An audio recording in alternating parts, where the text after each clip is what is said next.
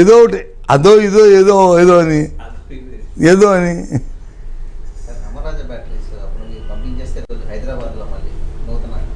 హైదరాబాద్ అప్పుడే వాళ్ళు అప్పుడే హైదరాబాద్కి చిత్తూరు నుంచి హైదరాబాద్కి వెళ్ళిపోయింది బస్ అప్పుడే అని హైదరాబాద్ అప్పుడు వెళ్ళిపోయింది. ఇప్పుడు హైదరాబాద్ అంటే నువ్వు అప్పుడు వెళ్ళిపోయింది. నువ్వు తిరిగింది చెయ్యదు ఆయనకి ఏదో యాక్సిడెంట్ అయిందని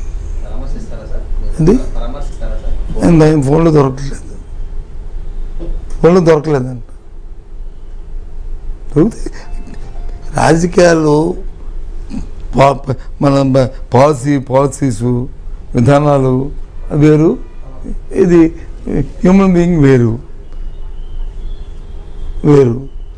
నేను రోజున ఆయన ఎవరు మొదటి ప్రధాని చనిపోయారు, ఆయన ఒక పెద్ద ఆయన గౌరవించుకుని దాన్ని రాజకీయం చేయడం తప్పు కదా. దాన్ని మా కుటుంబం వచ్చి కోరింది ఏమని, మాకు వచ్చి ప్రభుత్వ లాంఛనాలు అక్కర్లేదు అని. ప్రభుత్వ లాంఛనాలు కదా ఆయన టైట్లు బయట డిఫాల్ట్ ఇస్తారు. మంత్రి ప్రమాణం చేస్తే ఆటోమేటిక్గా అవి ఇస్తారు, అవి స్పెషల్గా ఇవ్వరు. అవి ముఖ్యమంత్రి గారి ఆదేశం లేకపోతే ఇంకో రాజు అక్కర్లేదు. కలెక్టర్ రిపోర్ట్ రాస్తాడు, స్వయం సోమరు ఎక్స్పైర్ చేస్తారు, ఆయన ఇవన్నీ చేశారు సార్ రాస్తే అది చూసి వెంటనే అక్కడ నుంచి జీవో ఇష్యూ చేస్తారు. ఇచ్చిన సార్ ఆ కుటుంబం వద్దంది, అంతే అయిపోయింది. చెప్పింది మరి ఆ అబ్బాయి ఆ కుటుంబ సభ్యులు అందరూ వద్దని నిలిపోమని చెప్పారు. అని ఉంటే కాదు మేము చేస్తామని చెప్తే అప్పుడు అడ్డుకోరు మరి చేస్తారు.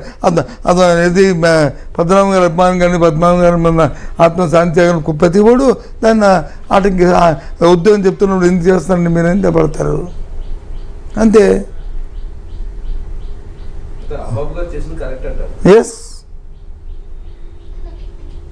చెప్తాను కదా, కుటుంబ సభ్యులు వద్దని తర్వాత నువ్వు ఉన్నాయి.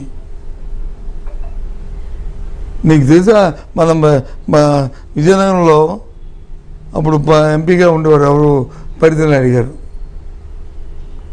ఆయనకి ఇవ్వకూడదు లేదు అంటే ఆయనకని కాదు సారీ ఎంపీకి చేస్తే ఇవ్వరు. కానీ ఆయన పెద్ద ఆయన 2 సార్లు జిల్లా చైర్మన్ చేశారు, 2 సార్లు ఎంపీ చేశారు, ఆయనకి ఇవ్వాలని చెప్పి పట్టుపట్టు ఇప్పించాము మేము అంతే.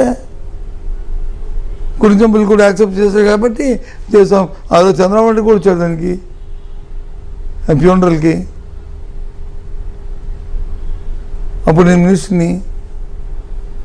ఇవన్నీ ట్రెడిషన్స్ ఇవన్నీ ఉంటాయి. నేను ప్రతిసారి చెప్పుకోకూడదు అలాంటివి.